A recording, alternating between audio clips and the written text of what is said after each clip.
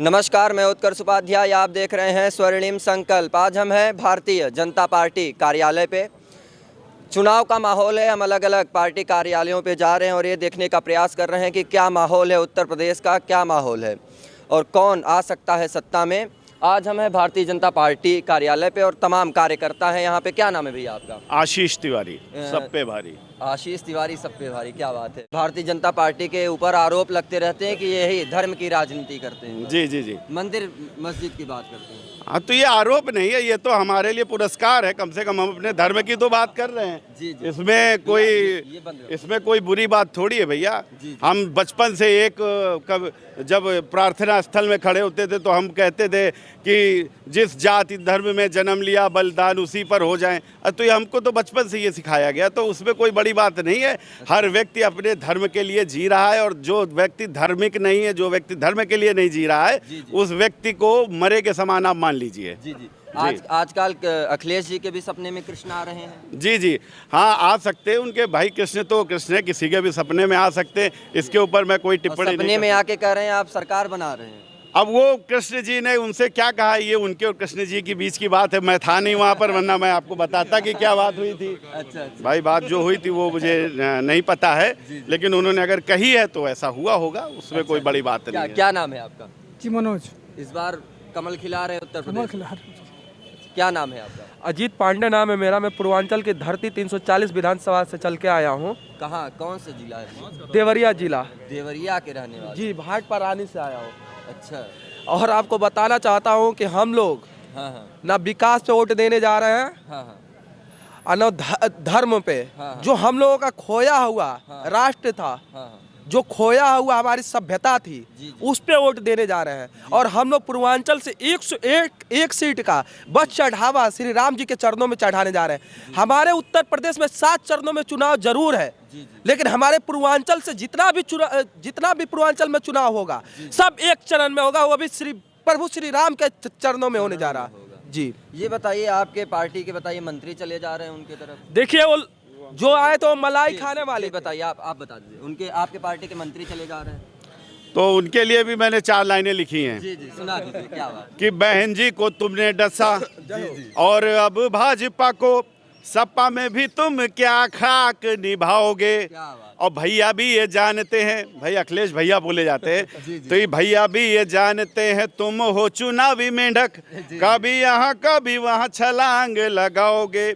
और 5 साल बाद तो तुम्हें ये पता चला कि भाजपा पार्टी में बहुत ही बुराई है। और कभी श्रम मंत्री और कभी कैबिनेट में पूरे समय तुमने तो मौज उड़ाई है। और जाते रहे हो पर इतना याद रखना, वहाँ पे भी तुम धोखेबाज कहोगे।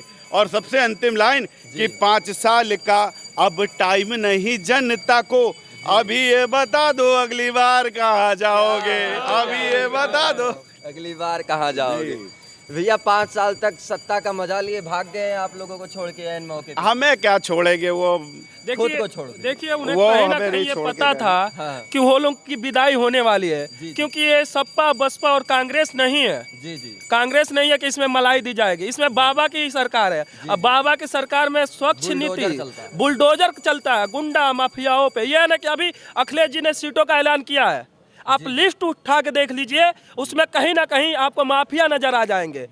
और माफियाओं का साथ सपा का संबंध रहा है शुरू से ही, और वही नीति अभी भी अपनाई है। इसी को देखते हुए उत्तर प्रदेश की जनता फिर से 350 सीट भाजपा को देने जा रही है। पिछली बार 325 लाए थे गठबंधन, इस बार 25 सीट का बढ़ोतरी होगा काशी और राम जी के लिए और मथुरा पे चढ़ाई के लिए। मथुरा, लेकिन अखिलेश जी किस मुंह से कह रहे हैं भैया 400? अरे भैया बात सुने, 403 सीट है। जी जी, अखिलेश जी अभी बंटवारा में दे दिए हैं। सब सीट पे तो अखिलेश जी लड़ेंगे नहीं। लेकिन वो क्या है कि वो बड़े बाप के औलाद हैं। उन्हें तो महलों में रह के बस ये फोन आता है कि हम ये सीट जीत रहे हैं। जो भारतीय जनता पार्टी है ये कार्यकर्ताओं की पार्टी है। ये बूथ अध्यक्ष कब राष्ट्रीय अध्यक्ष बन जाएगा कोई नहीं जानता है। बूथ अध्यक्ष कब मंत्री बन जाएगा कोई नहीं जानता है। लेकिन उनके पास जो फोन आता है वो वही राजाओं की आती है जो वोट नहीं करते हैं, घर में बैठ के बस नोट करते हैं। भैया ये बताइए कि भारतीय जनता पार्टी पे अखिलेश जी आरोप लगा रहे हैं कि बाबा जी ठाकुरवाद कर रहे हैं। जातिवाद की राजनीति तो ये कर रहे हैं और आरोप हम पे लगाते थे। नहीं तो ठीक है, अब पार्टी बाबा जी की है इस समय, वो क्या कर रहे हैं उनसे क्या लेना देना, अपनी पार्टी देखे। वो अब देखो भैया, आपने अपने घर में क्या सब्जी बनी अपना देखो। अच्छा। बाबा जी का बना रहे हैं, वो बाबा जी जो छोड़ दो। और इतने ही अगर आप काबिल थे, इतना ही सब कुछ था, और आप इतना ही आज बता रहे हो कि आज भ्रष्टाचारी बहुत है, ये बहुत है, वो बहुत है, तो भैया आप भी सरकार में रह कर आए हो, इतना आपका सब कुछ सही था, तो आपको जनता ने क्यों दुत्कार दिया? भाई भाजपा तो तभी आई है, उससे पहले आपकी सरकार थी। तो इसका मतलब ये है कि जो आप आज हम पे आरोप लगा रहे हो वो सिर्फ चुनावी आरोप है, और 5 साल में आपने एक भी स्टेटमेंट नहीं दिया। अब आप यहाँ पे बता रहे हो कि ये नहीं करते, वो नहीं करते, तो चलिए ये चुनाव क्या नाम है चाचा? ओम प्रकाश पाल, ओपी पाल। कहाँ के रहने वाले हैं? ग्राम पोस्ट अमराई गाँव, इंदिरा नगर, लखनऊ। लखनऊ के रहने वाले जी। प्रत्याशी हैं? प्रत्याशी यहाँ किस आवेदन विधानसभा से लड़ रहे हैं? बक्सी का तालाब। बक्सी के तालाब से आप विधायकी का चुनाव लड़ रहे हैं? जी जी जी। क्या माहौल है वहाँ का बक्सी के तालाब में? भाजपा का क्या माहौल? भाजपा माहौल बहुत बढ़िया है, भगवामय है एकदम। भगवामय है। अच्छा, तो टिकट मिल रहा है आपको?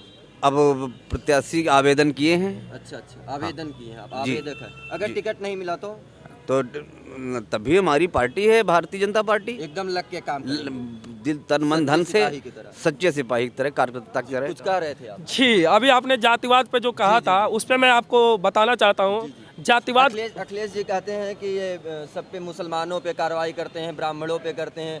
ब्रजेश सिंह, धनंजय सिंह जो ठाकुर, हम ब्राह्मण हैं। सुनिए मेरी बात सुन लीजिए पहले। कह रहे हैं उन लोगों के ऊपर कार्रवाई क्यों नहीं करते हैं? हम बता रहे हैं, हम ब्राह्मण हैं। जी। हमें खुशी हुई जिस दिन विकास दुबे मारा गया था। पता है क्यों? पता है क्यों? आप लोगों के माध्यम के सामने मैं बताना चाहता हूँ। कहीं ना कहीं जो एसपी मारे गए थे वो भी ब्राह्मण थे। 2-3 लोग थे। कहीं ना कहीं जो यादव मारे गए थे वो भी हिंदू समाज के थे। लेकिन अखिलेश यादव जी उसके बारे में तो बोलेंगे नहीं, क्योंकि वो लंगोटिया यार थे उनके। अच्छा, किसके लंगोटिया है? ओ, जितने भी गुंडा माफिया है सबके यार हैं अखिलेश जी। अच्छा, सबके यार हैं। और उनके साथ एक डमरू आया है, डमरू जो गांव में मदारी वाले लेके आ जाते हैं हम गांव में लड़कों के बीच में। डमरू कौन है? वही ओपी राजभर, ओम प्रकाश राजभर। अच्छा। उसने अभी बयान दिया हिंदुओं पे। अच्छा, पिछली बार भाई साहब एक मिनट उन्होंने एक बयान दिया है। उसने बोला है कि हिंदू वही है जो जनेऊ पहने। अच्छा। हम ब्राह्मण हैं। हाँ। हमें भी जनेऊ कब पहनाया जाता है? जब हमारी उपनयन संस्कार होती है, उसे हम लोग के यहाँ जनेऊ संस्कार बोला जाता है जी, उसमें पहनाया जाता है ना कि। और हाँ, हिंदुओं को भी पहनाया जाता है जब शादी का मंडप पे बैठते हैं, तिलक लगता है, उस समय जो भी हिंदू समाज के होते हैं उन्हें पंडित द्वारा जनेऊ पहनाया जाता है। लेकिन कहीं ना कहीं इनकी मानसिकता जातिवाद की रही है और हिंदुओं में फूट डालने की रही है। तो हिंदू समाज एक हो चुका है और सारा समाज, क्योंकि भारतीय जनता पार्टी देखिए जातिगत राजनीति नहीं करती है। भारतीय जनता पार्टी जो भी राजनीति करती है सबका साथ, सबका विकास और सबका विश्वास को लेकर चलती है। तो इस बार गांव देहात सब खुल के श्री राम के चरणों में वोट देने जा रहे हैं और मोदी जी और योगी जी के नेतृत्व को और मजबूत करने जा रहे हैं। क्या नाम है चाचा? सचिन गुप्ता। कहाँ के रहने वाले हैं? यही लखनऊ के। लखनऊ के रहने वाले हैं। तो इस बार सरकार ला रहे हैं एकदम? हाँ, सरकार पूर्ण बहुमत की। अच्छा, अभी मैं सपा कार्यालय से आ रहा हूँ सर्वे करके। वहाँ पे सब बड़े 400 कह रहे हैं, 400 सीट जीत जाएंगे। सपा हो जाएगी। सपा हो जाएगी। मार्च 10 सपा ध्वस्त। वो सपना देख रहे हैं। अच्छा, हाँ, सपना देख रहे हैं। हाँ, पूर्वांचल में एक ही नारा चल रहा है, साइकिल पंचर मार्च 10 सपा ध्वस्त। अब मैं हर न्यूज चैनल से बोल चुका हूँ। अखिलेश जी आए थे डिबेट में तो बोले थे 2 बजे के बाद भारतीय जनता पार्टी नहीं दिखेगी। मैं उनको 2 घंटा पहले का टाइम दे दिया हूँ कि 12 बजे के बाद हम पूर्ण बहुमत से आगे होंगे। क्या नाम है चाचा? मेरा नाम कामाख्या सिंह है। कहाँ के रहने वाले? गोरखपुर के रहने वाले। गोरखपुर के रहने वाले हैं जी। इस बार एकदम बीजेपी की सरकार बना रहे हैं आप लोग? बिल्कुल, बहुत दमदारी से बीजेपी की सरकार आ रही है। अच्छा, गोरखपुर का क्या माहौल है? गोरखपुर का माहौल 100 में 100 है। वहाँ योगी में 100 में 100 है। अच्छा, 100 में 100 है। और ये जितने पलटू राम हैं, ये व्यापारी हैं। ये पलटू राम कौन है? ये जितने भगोड़े हैं, ये भाजपा के पूरा करकट कचरा साफ हो रहे हैं। जिनकी दाल नहीं गली, जिन्होंने लूट खसोट और भ्रष्टाचार और नाती बेटा पोता का टिकट नहीं सुरक्षित कर पाया, वो भाजपा को आज कोस रहे हैं। 5 साल इनके पेट में क्यों नहीं दर्द हुआ जब भाजपा का गटक रहे थे? जी जी जी, सही बात है, सही बात। 5 साल गटकाने में भाजपा से दर्द नहीं हुआ, तब जोगी जी का पैर छूते थे। जी जी जी, और उस पीठ का मायावती का भी पैर छूते थे। उस पीठ का एक रिकॉर्ड है। आज तक जो भी उस पीठ के खिलाफ जो भी बोला है उसका सत्यानाश हो गया है, और इन सबों का पाप का घड़ा भर गया है। इनका अंतिम समय आ गया है, और ये अपने कुकर्म पाप का अंतिम इतिहास दोहरा के अपना सत्यानाश करने पर तुले हैं। यहीं से इनकी राजनीति खत्म हो जाएगी। और स्वामी प्रसाद मौर्य 4.5 फुट के नेताजी बहन जी के जब नहीं हुए, जिन्होंने इनको पैदा करके पाल पोस करके इतना बड़ा किया, ये भ्रष्टाचारी और बहुत बड़ा ब्लैकमेलर है। अपनी बेटी को सांसद बनाया तो भाजपा का पैर छुआ, बेटा के लिए सपा का पैर छुआ, और अंतिम में ये देखिएगा अल जजीरा चैनल ये पाकिस्तान चले जाएंगे, हिंदुस्तान में नजर नहीं आएंगे। लेकिन ये बताइए आप, ये बताइए, उनके भी विधायक तो आपके यहाँ शामिल हो रहे हैं। मनोज पांडे जी आ रहे हैं, सुनने में आ रहा है 10 विधायकों को लेके आ रहे हैं। एक्चुअली देखिए, जिनको आस्था निष्ठा और देश और प्रदेश से लगाव है, जो विकास चाहते हैं, जो बर्बादी, आज गुंडों की सरकार नहीं है तो आज गुंडा माफिया किसकी जमीन कब्जा कर रहे हैं, किसकी बाउंड्री हो गेट हो घर में घुसे। अखिलेश यादव जी ट्वीट किए थे, फेसबुक पे भी डाले थे कि धनंजय सिंह जो इनामी है, भैया चाचा तो कैमरा है सामने देखिए, कि धनंजय सिंह जो बाहुबली नेता कहे जाते हैं, जौनपुर से आते हैं, वो क्रिकेट खेल रहे हैं, बाबा जी की सरकार में कर रहे हैं, ये तो ठाकुरवाद की राजनीति कर रहे हैं। ऐसा कि बड़ा ठाकुरवाद का जो आरोप लगता है, सन्यासी की कोई जात नहीं होती, और इसका प्रमाण आज तक बाबा जी किसी अपराधी माफिया का अपने वहाँ संरक्षण नहीं देते हैं। और ये चाचा भतीजा लड़े किस बात पे थे, हमका इसको जवाब दे दीजिए। ये इतने अच्छे थे, ये साफ दूध के धुले थे, ये लड़े किस बात पे थे? अब तो फिर से एक हो गए हैं, तो मजबूरी है, सारे पापी इकट्ठा हो गए, एक सन्यासी और एक पापियों का दल। ये राम रावण की लड़ाई है, ये सपा भाजपा की लड़ाई नहीं है। एक तरफ रामा दल है और एक तरफ ये रावणी दल है, और ये सब सारे चोर अपराध, लोग देख रहे हैं, ये सारे भ्रष्टाचारी और सारे अपराधी। आज माफियाओं के खिलाफ कार्रवाई हो रही, इनके पेट में क्यों दर्द हो रहा है? आज कन्नौज में छापा पड़ता है, 250 करोड़ रुपया जो है नकदी बरामद होता है। क्यों इनको दर्द हो रहा है कि भाजपा कार्रवाई कर रही है? अरे तुम भी चीफ मिनिस्टर थे, एक भी छापा डाले हो और एक भी माफिया के खिलाफ कार्रवाई किए हो तो रिकॉर्ड बताओ। और सपा वाले जो अखिलेश यादव जी का अभी बयान था धनंजय सिंह को लेके, तो मैं गया था अभी महलनी, जो उनकी विधानसभा है, वहाँ पे मैंने सर्वे किया। वो निर्दल चुनाव लड़ते हैं, और इतना मतलब लोग उनके लिए, वहाँ की पब्लिक इतना पागल है, उनको मतलब एक तरह से देवता के रूप में मानती है। वहाँ के लोग तो भड़क गए भैया, गुंडा माफिया कहते हैं, जो कोई कह दे तो वहाँ पे तो देखिए 5 साल में धनंजय सिंह को बड़ा एकदम मसीहा मानते हैं, मसीहा मानते हैं। धनंजय सिंह 5 साल के तो बच्चे हैं नहीं, वो अगर गुंडा भी बने होंगे तो कहीं ना कहीं सपा और बसपा के शासन में ही बने हैं। गुंडा उनको कहिए ही मत। नहीं, हम नहीं कहेंगे, हम कह नहीं रहे, झूठा आरोप लगा, वहाँ के लोग कहते हैं। देखिए हम कह नहीं रहे, अगर बने भी होंगे, बहुत काम किए हैं मतलब। हम जो कह रहे हैं सुनिए, अगर वो बने भी होंगे तो उन्हीं के शासन में। बने ही नहीं होंगे, छोड़िए, बने ही नहीं। कहाँ के रहने वाले हैं? मैं देवरिया का रहने वाला हूं। देवरिया क्या माहौल है भैया? देवरिया का माहौल है, 7 सीट है, 7 सीट इस बार आएगी। पिछली बार 6 सीट आई थी, इस बार 7 इस लाएंगे। बार 7 आएगी। अच्छा, यही बात अभी मैं समाजवादी पार्टी कार्यालय पे गया था, तो मैं सुनिए चाचा, एक और बात कहा जी कि वहाँ बहुत काम किए हैं। जी तो रावण ने लंका को सोने का बनवा दिया था। किसको कह रहे हैं बहुत काम किए? धनंजय आपने धनंजय सिंह को कहा कि आप वहाँ जौनपुर में या अपने विधानसभा में बहुत काम किए हैं। तो रावण भी लंका को सोने का बनवा दिया था, तो वो काम नहीं किया था। धनंजय सिंह रावण है?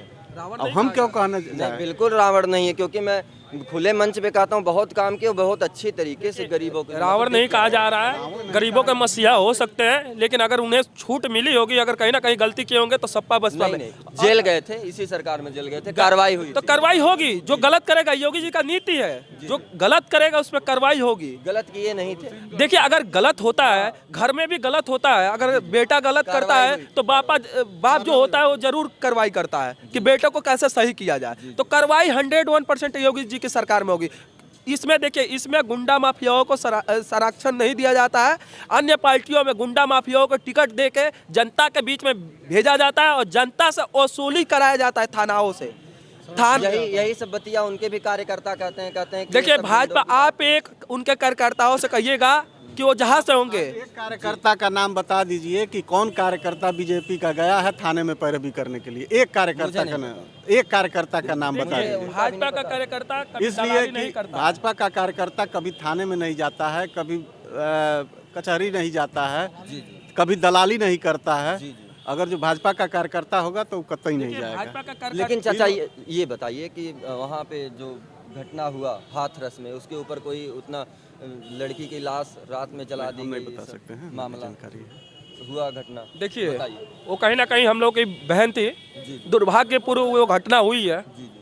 लेकिन इसके प्रति योगी जी ने शानदार फैसला लिया और उन पे जल्द से जल्द उनके भी घरों पे बुलडोजर का चलने वाला है। किसानों के ऊपर भी गाड़ी नहीं, किसानों के ऊपर नहीं, किसानों के ऊपर तो वो साजिश थी, वो सपा बसपा की और कांग्रेस की साजिश थी।